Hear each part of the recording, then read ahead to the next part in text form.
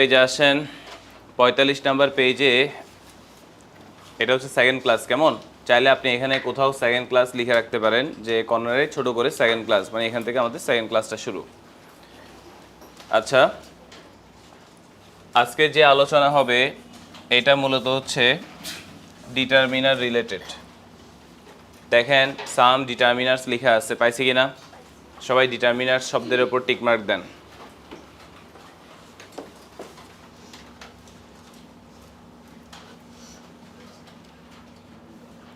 Determiner শব্দের উপর সবাই টিকমার্ক দেন।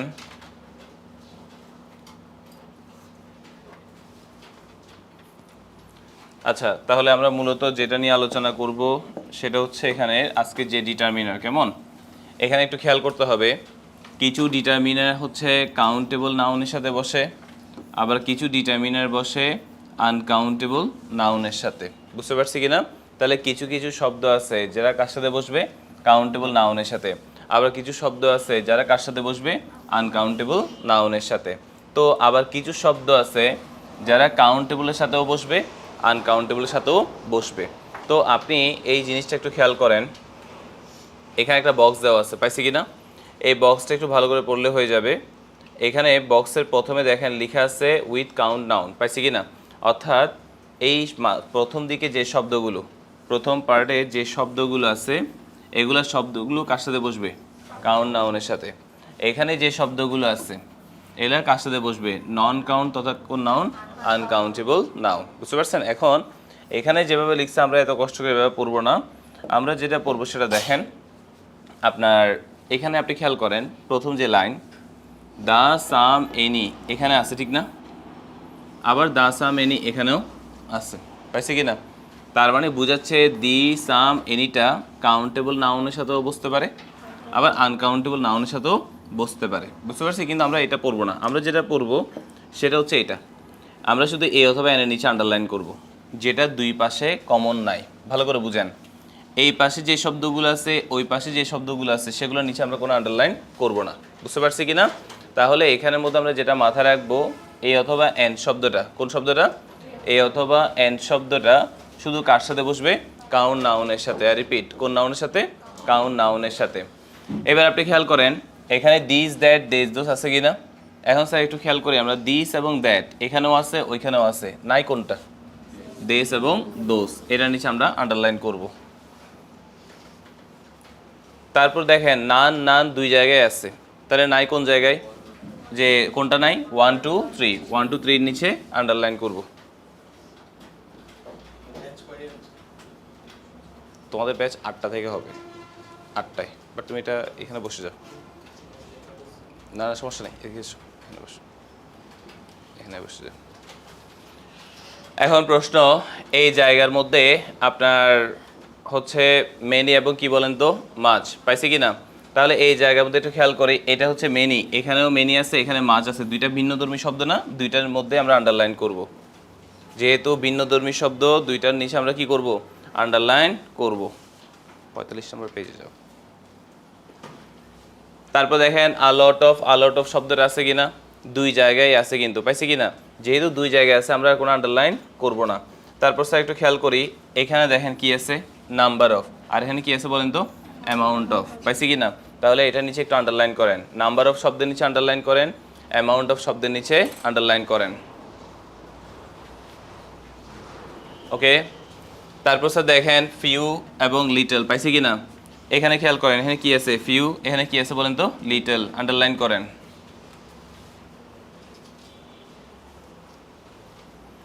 তারপর স্যার দেখেন এর নিচে ছিল ফিউয়ার দেন, ওই পাশে কি ছিল বলেন তো?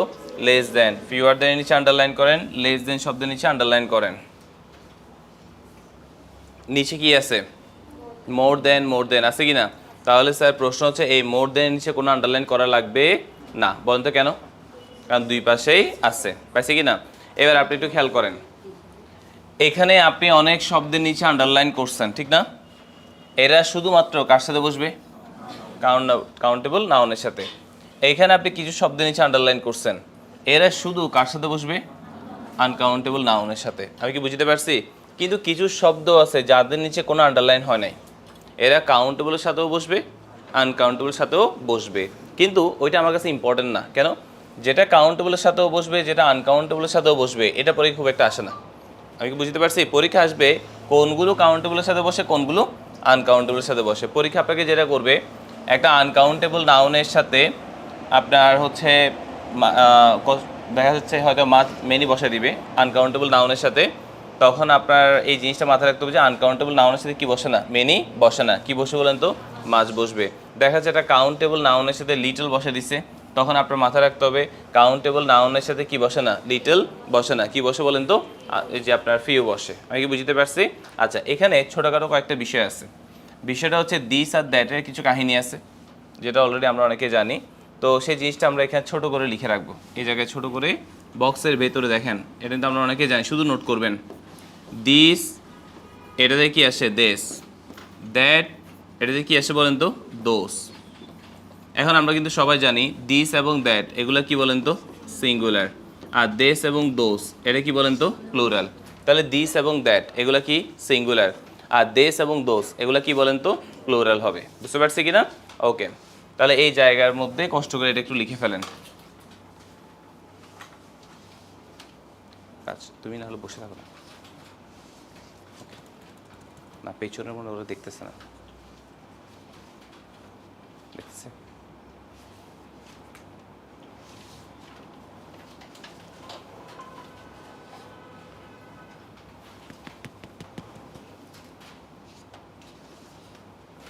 ক্লাসম্যান, তোমার দেখতে কষ্ট হলে তুমি রিপ্লেস করে এখানে চলে আসো।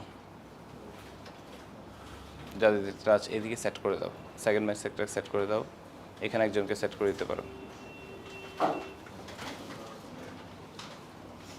ওকে, তাহলে একসাথে বলেন দিস এবং দ্যাট এগুলো কি বলেন তো, সিঙ্গুলার। আর দেশ এবং দোস এগুলো কি, প্লুরাল। এখান থেকে আরেকটা বিষয় জানতে হবে, সেটা হচ্ছে নিচের দিকে একটু জায়গা খালি আছে না, এখানে আমরা একটা জিনিস লিখব। সেটা হচ্ছে দেখেন, একটা শব্দ কি ফিউ, আর একটা শব্দ কি আ ফিউ। একটা শব্দ হচ্ছে লিটল, আর একটা শব্দ কি আ লিটল। পাইছি কি না? এখান থেকে যেটা মাথায় রাখতে হবে, ফিউ এবং লিটল এই শব্দগুলো হচ্ছে নেগেটিভ, এই শব্দগুলো কি নেগেটিভ। এবং আ ফিউ এবং আ লিটল শব্দটা কি বলেন তো, অ্যাফার্মেটিভ। আমি কি বুঝতে পারছি? তাহলে প্রশ্ন, ফিউ এবং লিটল শব্দটা কি বলেন তো, নেগেটিভ, আর আ ফিউ এবং আ লিটল শব্দটা অ্যাফার্মেটিভ। আপনি যেভাবে মনে রাখবেন, এখানে ফিউ এবং লিটলের কোনো কিছু নাই, নাই মানে কি নেগেটিভ। এখানে একটা কি আছে, এ মানে কি বলেন তো, অ্যাফার্মেটিভ। বুঝতে পারছি কি না? ওকে, সবাই এই জিনিসটা একটু লিখেন।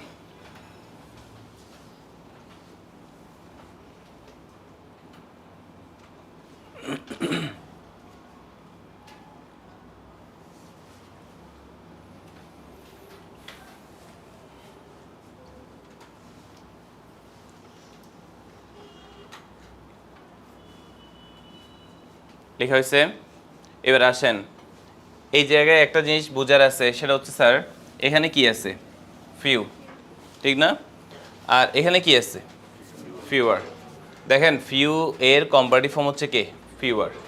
এখানে কি আছে, লিটল। এখানে কি আছে, এই লিটলের কম্পারেটিভ ফর্ম কে বলেন তো, লেস। বুঝতে পারছেন? এখন প্রশ্ন, যদি কোনো লাইনের তুলনা বোঝায়, আই রিপিট, কি বোঝায় বলেন তো, তুলনা, সেটা বাক্য পড়ে আপনি বুঝে যাবেন। ম্যাক্সিমাম ক্ষেত্রে দেন থাকবে, কি থাকবে বলেন তো, দেন থাকবে। দেন ছাড়াও হতে পারে, সমস্যা নাই, কিন্তু ম্যাক্সিমাম ক্ষেত্রে কি থাকে, দেন।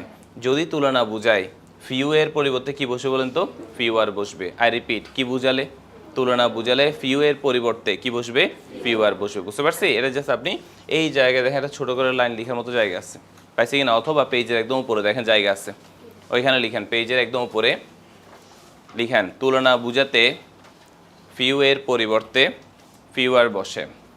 তুলনা বুঝাতে ফিউ এর পরিবর্তে ফিউয়ার বসে।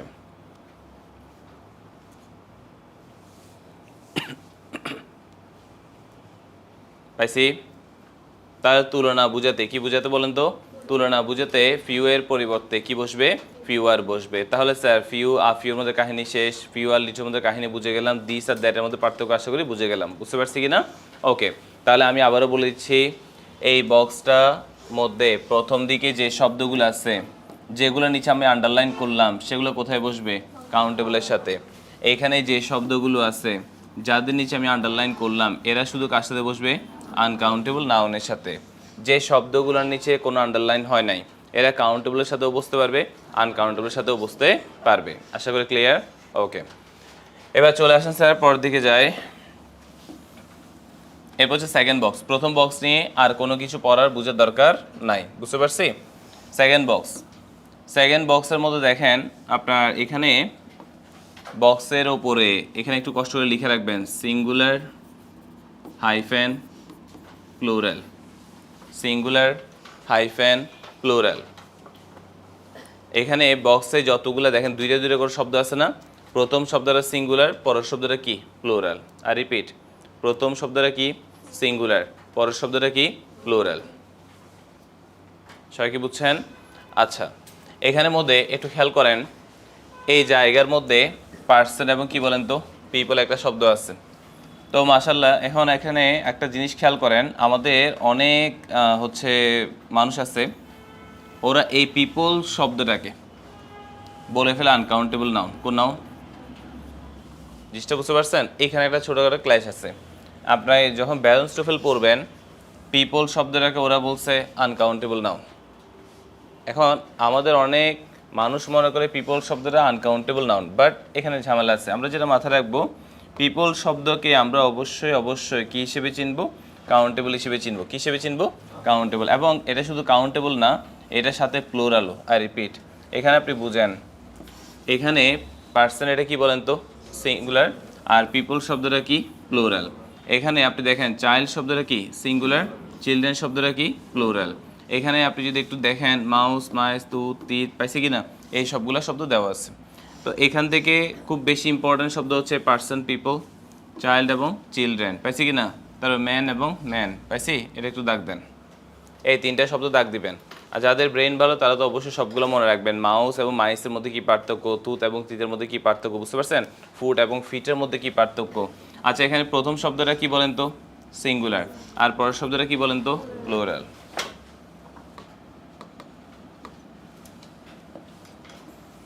এবার আসেন 3 নাম্বার যে পোর্শন। আচ্ছা, 2 নম্বর বক্সের কাহিনী বুঝছেন? পার্সন শব্দটা কি? সিঙ্গুলার। আর পিপল শব্দটা কি বলেন তো? প্লুরাল। আবার পার্সনের প্লুরাল ফর্ম পার্সনসও হতে পারে। কি হতে পারে? পার্সনস, বুঝতে পারছি? অর্থাৎ পার্সনের প্লুরাল কয়টা? 2টা। একটা হচ্ছে পার্সনসও হতে পারে, আর একটা কি বলেন তো? পিপলও হতে পারে। এবার আসেন 3 নম্বর যে বক্সটা আছে, এই 3 নম্বর বক্সের ওপরে লিখেন আনকাউন্টেবল নাউন। ফুল ফর্মে লিখেন বক্সের ওপরে আনকাউন্টেবল নাউন। মানে বুঝছেন? এখানে যে শব্দগুলো আছে এগুলো কি কাউন্টেবল নাউন নাকি আনকাউন্টেবল নাউন? আনকাউন্টেবল নাউন না, প্লুরাল। পার্সনস হচ্ছে প্লুরাল, প্লুরাল মানে তো কাউন্টেবল, বুঝতে পারছেন? গত ক্লাসে বলছিলাম যে যেটা কাউন্টেবল সেটা সিঙ্গুলার হবে, প্লুরালও হবে, আর যেটা আনকাউন্টেবল নাউন সেটা সবসময় কি হবে? সিঙ্গুলার হবে। আচ্ছা, 3 নম্বর বক্সে যে শব্দগুলো দেওয়া আছে এগুলো কাউন্টেবল নাকি আনকাউন্টেবল? আনকাউন্টেবল। আনকাউন্টেবল সাথে 3টা জিনিস বসে না, কি কি? এ অথবা এন, এস বা ইএস, সংখ্যাবাচক শব্দ।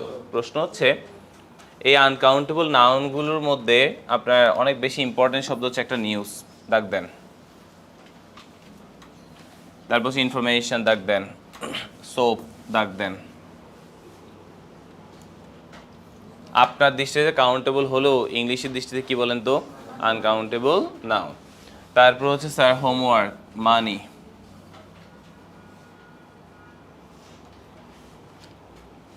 লিখছি? আচ্ছা, এবার আপনি এখানে বক্সের এই যে নিচের দিকে কিছু জায়গা আছে না, এখানে কষ্ট করে একটা শব্দ লিখেন সিনারি। এখানে একটা শব্দ লিখেন সিনারি।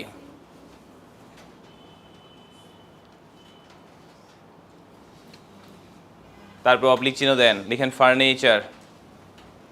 Scenery, furniture. তারপর একটা অবলিক চিহ্ন দেন, লিখেন কোনো বিষয়ের নাম। কোনো বিষয়ের নাম। আমরা বাংলা বলি, ইংলিশ বলি, ফিজিক্স, কেমিস্ট্রি, ম্যাথমেটিক্স, যত বিষয়ের নাম বলি সবগুলো কোন নাউন? Uncountable noun. ক্লিয়ার? তাহলে আমার প্রশ্ন, এখানে যে শব্দগুলো আছে সবগুলো ইম্পর্ট্যান্ট, যেগুলো দাগ দিলাম আগে ওগুলো মুখস্থ করবেন, পরে বাকিগুলো। বুঝতে পারছি? যেমন দেখেন ম্যাথমেটিক্স, তারপর ফিজিক্স, এগুলো আমরা আর বলতেছি না, কারণ এখানে চলে আসছে কোনো বিষয়ের নাম। তাহলে এখন আমি যদি আপনাকে বলি ফার্নিচার, মানি, হোমওয়ার্ক, সিনারি, কোনো বিষয়ের নাম, এগুলো আপনার কাছে কাউন্টেবল মনে হলেও ইংলিশের জন্য কি বলেন তো? আনকাউন্টেবল। এগুলো যদিও ব্যাখ্যা আছে, যেমন মানি নিয়ে একটা ব্যাখ্যা ছিল, ক্লাস আমরা পড়ছিলাম ফার্স্ট ইয়ারে, তো ওগুলো আমরা ইনশাল্লাহ পরে দেখব। কিন্তু এখন আপাতত আগে আপনি পড়ে ফেলেন হোমওয়ার্ক, মানি, এগুলো কাউন্টেবল নাকি আনকাউন্টেবল? অবশ্যই আনকাউন্টেবল। আনকাউন্টেবল নাউনের সাথে কয়টা জিনিস বসে না? তিনটা জিনিস বসে না, এ অথবা এন, এস বা ইএস, সংখ্যাবাচক শব্দ। এখানে অ্যাডভার্টাইজিং যে শব্দটা আছে, আই রিপিট, কোন শব্দটা? অ্যাডভার্টাইজিং। এটা নিয়ে একটু কাহিনী আছে। তো এই কাহিনীটা দেখেন নিচে দুইটা লাইন আছে। কয়টা লাইন? দুইটা লাইন। পাইছি কি না? এবং এর পরবর্তী পেজে যান, প্রথম দিকে দুইটা এক্সাম্পল আছে।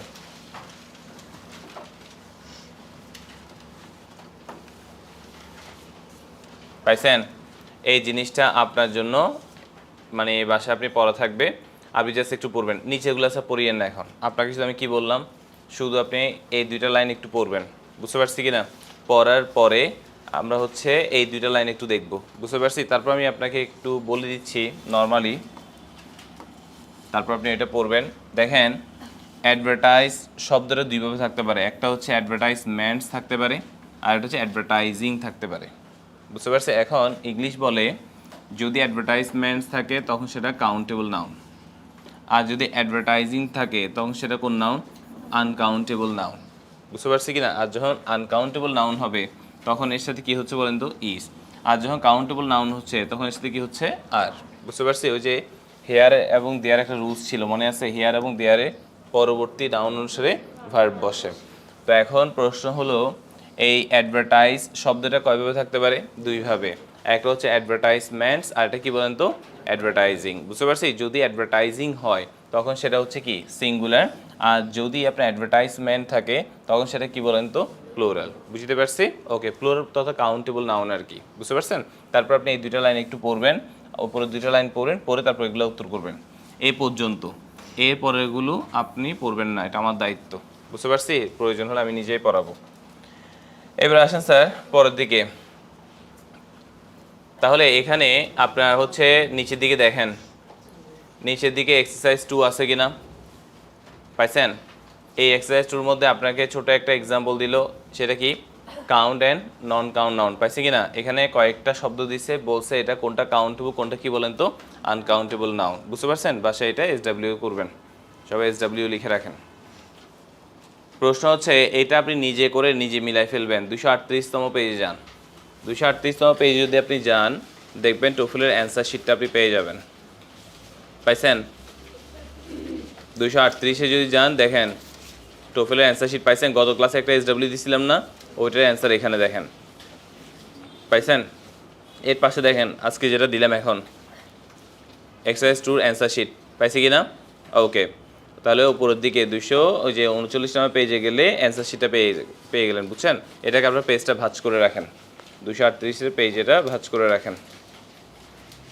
ওকে, তাহলে টোফেলের অ্যান্সার শিটটা কোথায়? 238তম পেজ। বুঝতে পারছেন? আপনাকে যে এক্সাম্পলটা দিব আপনি সেটা করে নেবেন, যেটা পারবেন না বুঝবেন না সেটা আমাকে বলবেন। আচ্ছা, এখানে এক্সারসাইজ 3 যেটা আছে ওইটা কি 3 স্টার দেন। এক্সারসাইজ 3 যেটা আছে ওইটা কি 3 স্টার দেন। পাইছি? অবশ্যই অবশ্যই আপনারা এই জিনিসটা একটু ভালোভাবে করবেন, আর নেক্সট ক্লাসে কারো কোনো প্রবলেম থাকলে সেটা আমাকে জানাবেন। যেমন আপনাকে যদি আমি একটু বলি প্রথম এক্সাম্পলটা, এখানে দেখেন আপনি মানি বলে একটা শব্দ আছে। কোন শব্দ? মানি। কাউন্টেবল নাকি আনকাউন্টেবল? আনকাউন্টেবল যদি হয় মেনি হবে নাকি মাছ হবে? অবশ্যই মাছ হবে, মেনি হবে না। সল্ট কাউন্টেবল নাকি আনকাউন্টেবল? আনকাউন্টেবল। তাহলে ফিউ হবে নাকি লিটল হবে? লিটল হবে, ফিউ হবে না। বলেন কার্ড নাকি কার্ডস? যেহেতু এস বাই এস আছেই তার মানে এটা প্লুরাল, তথা এটা কি? Countable noun. তাহলে স্যার দ্যাট হবে নাকি দোস হবে? দোস হবে। বুঝতে পারছি? আপনি আমাকে বলতে পারেন যে কাউন্টেবল নাউনের সাথে দ্যাট হতে পারে, উত্তর হচ্ছে হতে পারে, কিন্তু এটা প্লুরাল, আমার লাগবেও কি? প্লুরাল। বুঝতে পারছি কিনা? সিঙ্গুলার সাথে সিঙ্গুলার, প্লুরাল সাথে প্লুরাল। এরপর দিকে দেখেন বলা হচ্ছে কি স্টুডেন্টস। পাইছি কি না? স্টুডেন্ট নাকি স্টুডেন্টস, কাউন্টেবল নাকি আনকাউন্টেবল? তো যেহেতু কাউন্টেবল সেহেতু স্যার এখানে লেস হবে না, কি হবে বলেন তো? পিওর হবে। বুঝতে পারছি? এভাবে করে বাকিগুলো আপনি করে ফেলবেন, বাসায় কিন্তু এগুলো করতে হবে, কেমন? আচ্ছা, এরপর হচ্ছে আর্টিকেল নিয়ে মূলত আমরা পড়ছিলাম হচ্ছে আমাদের ইন্টারের যে আর্টিকেলের টপিকটা, বুঝতে পারছি কি না? আমরা ইন্টারের মধ্যে যে আর্টিকেল টপিকটা পড়ছি ওইটাই থাকবে, এখানে তেমন খুব একটা পড়ার কিছু নাই। তারপর আমরা কি করব, ইন্টারের যে আর্টিকেল টপিক সেটা একদিন ক্লাসে আলোচনা করে দিব, বুঝতে পারছি? যারা ক্লাসে ছিলেন না তারা ইনশাল্লাহ পেয়ে যাবেন। এখান থেকে আমি খুব একটা কিছু পড়াতে মানে ইচ্ছুক না, তারপর নেক্সট ক্লাসে একটু আলোচনা করে দিব, বুঝতে পারছি? যেহেতু এটা অলরেডি আমরা ক্লাসে করছি, শুধু আমি একটা জিনিস আপনাকে এখান থেকে রিমাইন্ড করব, সেটা হচ্ছে এই অংশটা। 50 নাম্বার পেজে যান, 50 নাম্বার পেজে যেখান থেকে প্রায় সময় প্রশ্নটা হয়, ওপর থেকে 3 নাম্বার প্যারা,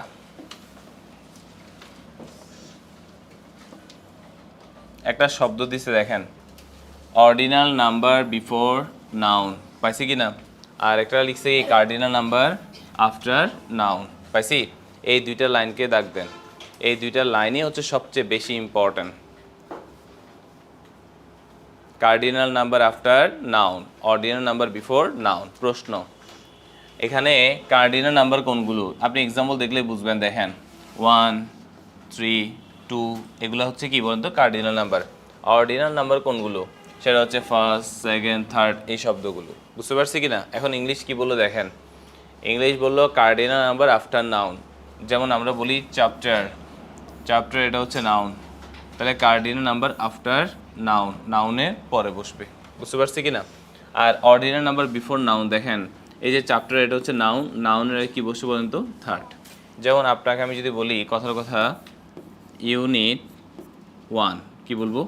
ইউনিট 1, ঠিক না? কিন্তু যদি আমি এটা বলি আপনাকে যে ইউনিট ফার্স্ট হবে নাকি ফার্স্ট ইউনিট হবে? ফার্স্ট ইউনিট হবে। তার মানে একটু জিনিসটা বুঝেন, cardinal number after noun, ordinal number before noun, বুঝতে পারছি? অর্ডিনাল নাম্বার কোনগুলো, যে ফার্স্ট, সেকেন্ড, থার্ড এই শব্দগুলো। কার্ডিনাল নাম্বার কোনগুলো, 1, 2, 3, বুঝতে পারছি কি না? প্রশ্ন, এই জায়গায় একটু জায়গা আছে কি না? খালি জায়গা আছে না? এগুলো আমাদের জন্য রাখছে আর কি, বুঝছেন নি? তাহলে এখন প্রশ্ন হচ্ছে এই জায়গার মধ্যে একটু লিখেন কষ্ট করে, অর্ডিনাল নাম্বার এর পূর্বে সাধারণত দি বসে, অর্ডিনাল নাম্বার এর পূর্বে সাধারণত দি বসে। তাহলে অর্ডিনাল নাম্বার এর পূর্বে সাধারণত কি বসে বলেন তো? দি বসে। এখন আসেন, আপনাকে হচ্ছে আর্টিকেলের ক্লাস যারা ইন্টারে করছিলেন, পাইছি কি না? তারা যে কাজটা করবেন সেটা হচ্ছে এখানে দেখেন পরবর্তী পেজ যান, অনেকগুলো এক্সাম্পল দেখবেন, 30টার মতো এক্সাম্পল আছে, পাইছেন? আপনি সবগুলো করে ফেলবেন। কিন্তু যারা ইন্টারে আর্টিকেলের ক্লাসটা পান নাই তারা কি করবেন, কোনো কিছু ধরবেন না, আমি পড়াবো তারপর আপনি করবেন, বুঝতে পারছি কি না? এটা SW দিয়ে রাখেন। আচ্ছা, এখানে আর্টিকেলের এখানে কষ্ট করে একটু লিখে রাখবেন,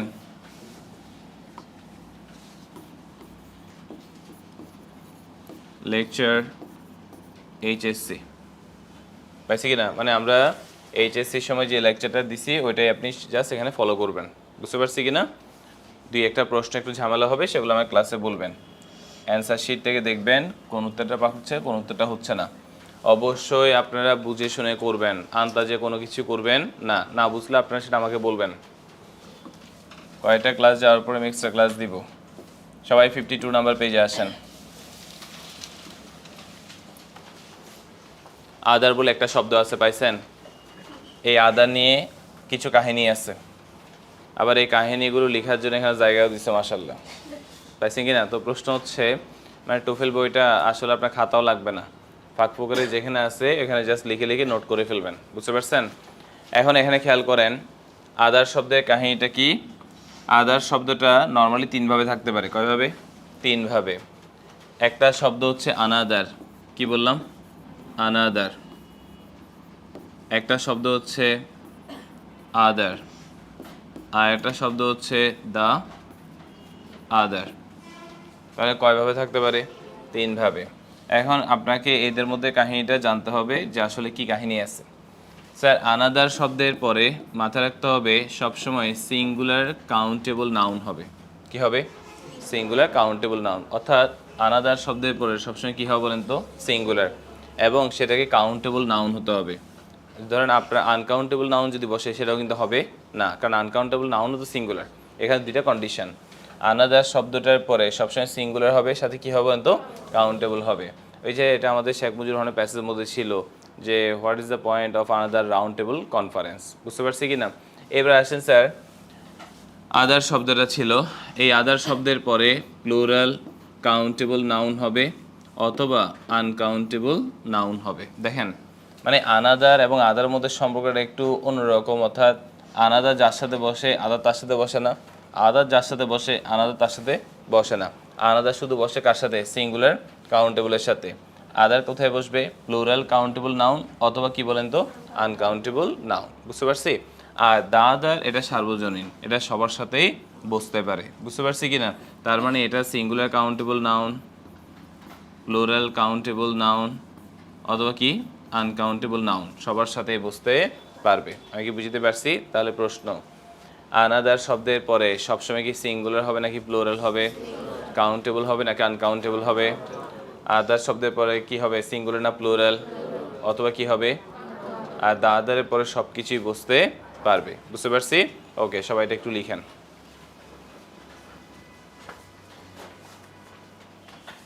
ক্লাস করতে জানো না? বাসা কোথায়?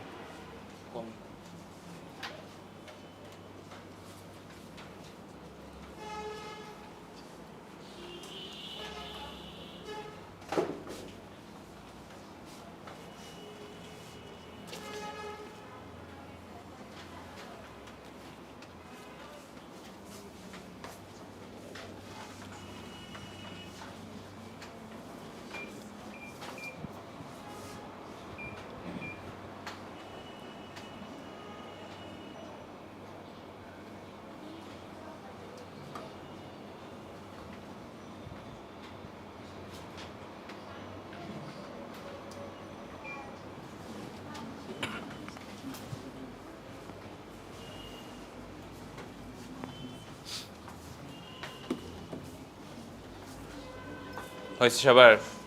আচ্ছা, এখান থেকে আপনি বিশেষভাবে মনে রাখবেন শুধু আনাদার শব্দটা। কোন শব্দটা? আনাদার শব্দটা, বুঝতে পারছি? এবার প্রশ্ন, এই তিনটা তো পড়লাম, কিন্তু এদের মধ্যে আসলে পার্থক্যটা কি? বুঝতে পারছি? 53 নাম্বার পেজে যান। 53 নাম্বার পেজে যদি যান, প্রথম দিকে দেখেন লেখা আছে, দেখেন প্রথম লাইনটাই, another and other are non specific while the other is specific. পাইছি কি না? প্রথম লাইনটা একটু দাগ দিবেন, another and other are non specific. পাইছি কি না? While the other is specific, এটা হচ্ছে এদের মধ্যে পার্থক্য। এবার আসেন আরেকটা শব্দ, অনেক সময় দেখবেন কোথাও দ্য আদার ইউজ হচ্ছে, আবার কোথাও দ্য আদার্স ইউজ হচ্ছে। আপনি ওপর দিকে দেখেন 4টা এক্সাম্পল আছে, পাইছি? 2 আর 4 নাম্বার এক্সাম্পলটাকে দাগ দেন, 2 আর 4 নাম্বার এক্সাম্পলটাকে দাগ দেন।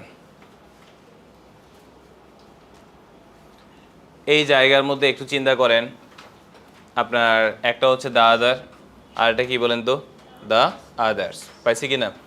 তো এখন আপনারা এই জায়গার মধ্যে একটু খেয়াল করি, I don't want this book. পাইছি? দিস বুক এটা কি সিঙ্গুলার ছিল না প্লুরাল ছিল? সিঙ্গুলার। তাহলে please give me the other, যখন দ্য আদার সিঙ্গুলার কাউকে নির্দেশ করবে তখন আপনি চাইলে জিনিসটাকে এভাবে লিখতে পারেন, দ্য আদার বুক লিখতে পারেন, অথবা সংক্ষেপে কি লিখবেন? দ্য আদার, বুঝতে পারছেন? কিন্তু 4 নম্বর এক্সাম্পলের মধ্যে দেখেন, আই ডোন্ট ওয়ান্ট দিস বুক নাকি দিস বুকস, সিঙ্গুলার না প্লুরাল? প্লুরাল। তো এইখানে দ্য আদার দিয়ে স্যার কাকে নির্দেশ করলো? দিস বুকসকে। তো এটা যে একটা প্লুরালকে নির্দেশ করছে এটা বোঝানোর জন্য এখানে কি হয়েছে বলেন তো? দ্য আদার্স হয়েছে। পাইছে কি না? এটাকে চাইলে এভাবে কি লেখা যেত? The other books. উত্তর হচ্ছে লেখা যেত না। প্রশ্ন হচ্ছে কেন? আর্টিকেলের পর শেষ শব্দ নাউন, নাউনের আগে যা বসে তার নাম অ্যাডজেক্টিভ, অ্যাডজেক্টিভ কি হয় সিঙ্গুলার, তখন এটা লেখা যেত এভাবে দ্য আদার বুকস বলে, দ্য আদার বুকস। কিন্তু দ্য আদার বুকস না বলে শর্ট করে কি বলা হচ্ছে দ্য আদার্স বলা হচ্ছে। যদি আমাকে প্রশ্ন করেন এখানে তাহলে দ্য আদার বুক লিখলে হবে কি না, উত্তর হচ্ছে এটা হবে, এখানে তো কোনো সমস্যা নাই। তাহলে প্রশ্ন হচ্ছে সিঙ্গুলারকে নির্দেশ করতে গেলে কোনো এস লাগে না, কিন্তু প্লুরালকে যদি নির্দেশ করতে যায় সেখানে অবশ্যই কি লাগবে বলেন তো, এস লাগবে। আমি কি বুঝতে পারছি? তাহলে দ্য আদার্সের কাহিনী বুঝছেন না, বুঝেন নাই? ওকে, তাহলে এখান থেকে আর কোনো কিছু পড়া লাগবে না। এরপর দিকে আসেন আপনার এর পরবর্তী পেজে, এখানে একটা দেখেন প্র্যাকটিস আছে, পাইছি কিনা? এই প্র্যাকটিসটা করার কোনো দরকার নাই। এখানে যে প্র্যাকটিসটা আছে এটা আমাদের খুব একটা প্রয়োজন নাই, এটাকে মানে কেটে দেন। যদি আপনার মন চায় আপনি করিয়েন, কিন্তু সেটা খুব একটা প্রয়োজন, আমাদের অ্যাডমিশন টেস্টের সাথে এটা খুব একটা রিলেশন নাই, তো অত চাপ নেওয়ার কোনো প্রয়োজন নাই। এরপর আসেন দ্য ভার্ব ফ্রেজ, পাইছি কিনা? দ্য ভার্ব ফ্রেজ এই জায়গার মধ্যে একটু বুঝেন ভার্ব ফ্রেজ জিনিসটা আসলে কি। এখানে বলা হচ্ছে ভার্ব ফ্রেজ কনসিস্ট অফ, এটি গঠিত হয় the main verb and any auxiliaries. আপনি বুঝতে পারছেন? মানে অক্সিলারি ভার্ব মেইন ভার্ব দিয়ে, অক্সিলারি ভার্ব মেইন ভার্ব দিয়ে আপনার কি হয়, অবশ্যই ভার্ব ফ্রেজ হবে। বুঝতে পারছি? কয়টার ব্যাচ? এটা 7টার ব্যাচ। বসো। তাহলে প্রশ্ন হচ্ছে ভার্ব ফ্রেজ কনসিস্ট অফ, পাইছি কিনা? The main verb and any auxiliaries, পাইছি? অর্থাৎ অক্সিলারি ভার্ব আর মেইন ভার্ব দিয়ে কোন ভার্ব তৈরি হয় বলেন তো? অবশ্যই ভার্ব ফ্রেজ হবে। ক্লিয়ার? ওকে, যদি এটা খুব একটা ম্যান্ডেটরি বিষয় না আছে সেজন্য পরে দিলাম। এরপর হচ্ছে টেন্সের যে বিষয়টা, টেন্স নিয়ে আলোচনা শুরু হলো। এখানে একটা বিষয় আপনাকে খেয়াল করতে হবে, এভরিডে শব্দটা কীভাবে লিখছে দেখেন। এই যে এভরিডে, পাইছেন? দুইটার মধ্যে পার্থক্য মনে আছে? যারা জানেন এদিকে তাকান, দেখেন এখানে এভরিডে কি লাগায় লিখছে নাকি আলাদা করে লিখছে? আলাদা করে লিখছে কিন্তু, পাইছেন? এটার রিজনটা কি দেখেন, একটা শব্দ হচ্ছে এভরি ডে আর একটা শব্দ হচ্ছে এভরি ডে, দুইটাকে এক বিষয়? উত্তর হচ্ছে এক বিষয় নয়। যদি বলেন এটা কি, উত্তর হচ্ছে এটা অ্যাডজেক্টিভ, যেটা লাগানো চাপানো সেই জিনিসটা কি বলেন তো, অ্যাডজেক্টিভ। আর যেটা আলাদা এটা অ্যাডভার্ব তথা অ্যাডভার্ব ফ্রেজ। কি বুঝতে পারছি? অ্যাডভার্ব তথা কি বলেন তো, যে এখানে দুইটা ওয়ার্ড আছে, কয়টা ওয়ার্ড বলেন তো? দুইটা ওয়ার্ড। তো এখন প্রশ্ন হচ্ছে আপনার এই যে এভরিডে শব্দ এটা কি বলেন তো, অ্যাডজেক্টিভ, আর যেটা এভরিডে স্পেস দেওয়া থাকবে ওইটা কি বলেন তো, অ্যাডভার্ব। ডান পাশে একটু লিখে রাখেন, জায়গা আছে এখানে।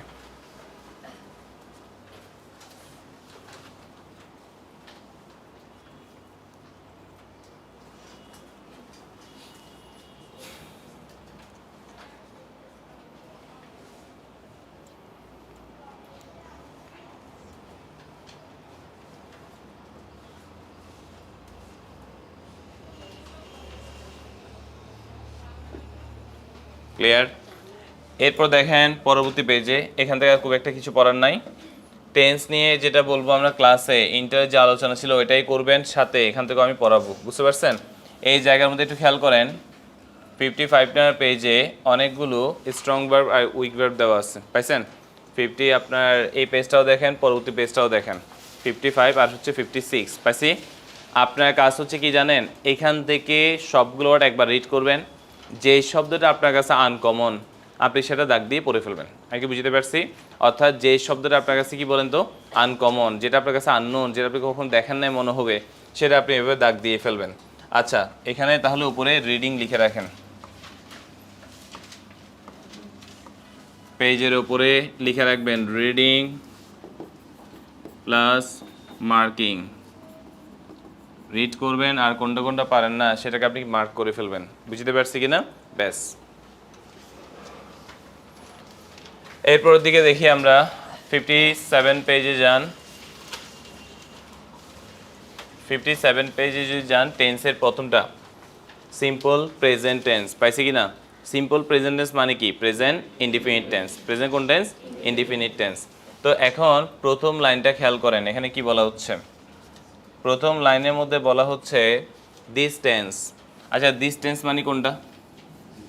এই যে present indefinite tense. Is usually not used to indicate present time. জিনিসটা বুঝতে পারছেন? মানে বলা হচ্ছে প্রেজেন্ট ডিফিনিট টেন্সটা সাধারণত প্রেজেন্ট টাইমকে নির্দেশ করে না। এটার জন্য আমাদের একটা কথা শুধু মনে রাখবো, অতীত, বর্তমান, ভবিষ্যৎ এক হলে কোন টেন্স? Present indefinite. যেখানে বাংলাদেশের ম্যাক্সিমাম ক্ষেত্রে বই খুললে আপনি দেখবেন যে কাজটা বর্তমানে করা হয় সেটা কি? Present indefinite. সেখানে ওরা বলতেছে কি এটার সাথে সাধারণত প্রেজেন্ট টাইমের কোনো কি নাই, রিলেশন নাই। বুঝতে পারছি? ওকে, এটা আন্ডারলাইন করে ফেলেন।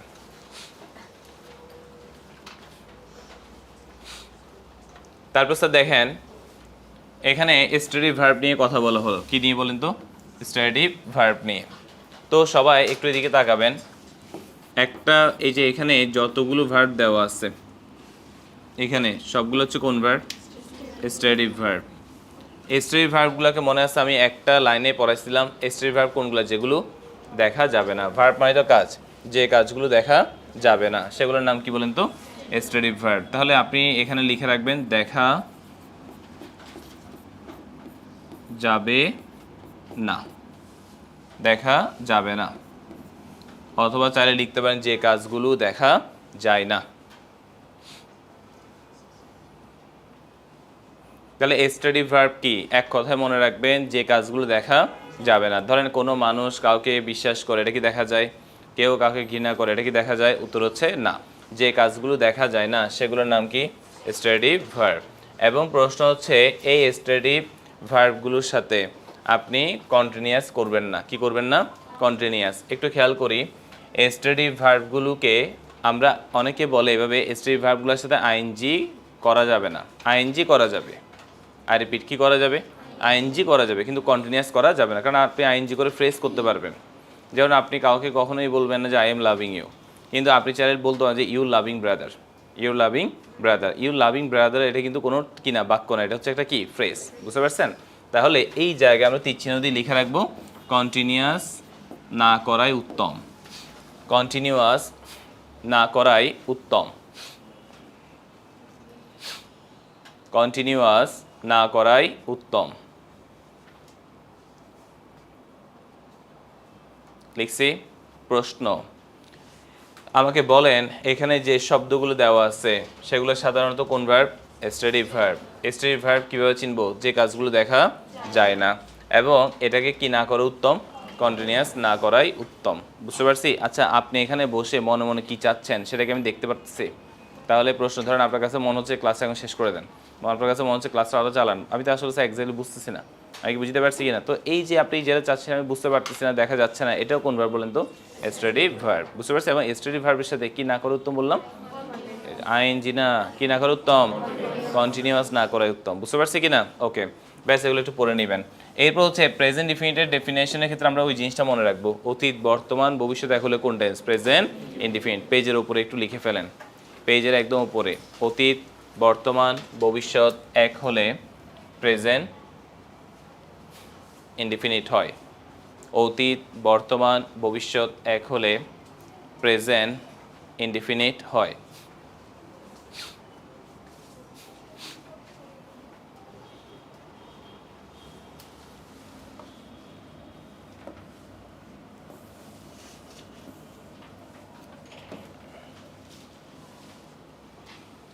তাহলে এই জায়গার মধ্যে একটু খেয়াল করবেন, একটা নোট দিছে, পাইছেন? এই নোটটা আপনি একটু পড়বেন। এখানে বলা হচ্ছে কি, দ্য ভার্ব লিস্টেড অ্যাবাভ, উপরে যে ভার্বগুলো আছে আর অলমোস্ট নেভার ইউজ, প্রায় হয় না, in the present or past progressive. মানে আমরা যেটাকে কন্টিনিউয়াস বলি, আমেরিকানরা সেটাকে কি বলে? প্রোগ্রেসিভ বলে। বলছে এটা সাধারণত কন্টিনিউয়াস টেন্স হয় না। Although it is possible in some cases, যদিও এটা কিছু কিছু ক্ষেত্রে হয়, কিন্তু ম্যাক্সিমাম ক্ষেত্রে না করাই কি বলেন তো? উত্তম। বুঝতে পারছি? আচ্ছা, গেল এটা। এরপর হচ্ছে স্যার আরেকটা জিনিস খেয়াল করেন, এই লাইনটা একটু খেয়াল করবেন যে এখানে একটা লাইন দিচ্ছে simple present is use to indicate. এটা আমরা সবাই জানি, regular or habitual action. Sir আপনি ছোটোবেলা থেকে শুনছেন না, চিরন্তন সত্য, বৈজ্ঞানিক সত্য, অভ্যাসগত কর্ম বুঝালে সেটা কোন টেন্স হয়? Present indefinite. আমি কি বুঝতে পারছি? সো আপনার যদি মন চায় বাসায় গিয়ে এখানে জায়গা আছে না, এই খালি অংশের মধ্যে ওই কথাটা লিখে দিবেন, চিরন্তন সত্য, বৈজ্ঞানিক সত্য, আর কি বলেন তো? অভ্যাস। আচ্ছা, বাসায় লিখে দরকার না, আপনি এখন লিখেন। লিখেন চিরন্তন সত্য, কমা, বৈজ্ঞানিক সত্য, কমা, চিরন্তন সত্য কমা বৈজ্ঞানিক সত্য কমা অভ্যাসগত কর্ম বুঝালে বা অভ্যাসগত কাজ।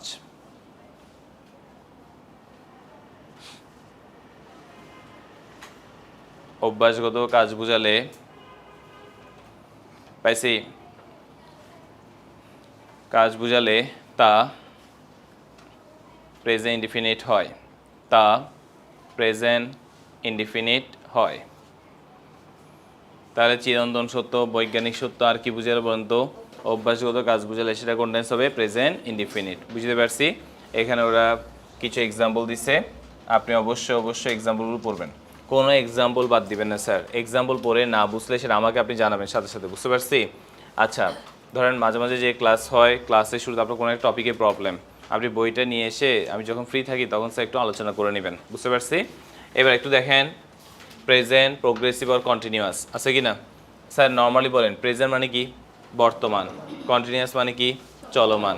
তাহলে বর্তমানে চলমান কাজ বুঝালে সেটা কোন টেন্স? Present continuous. বুঝতে পারছি?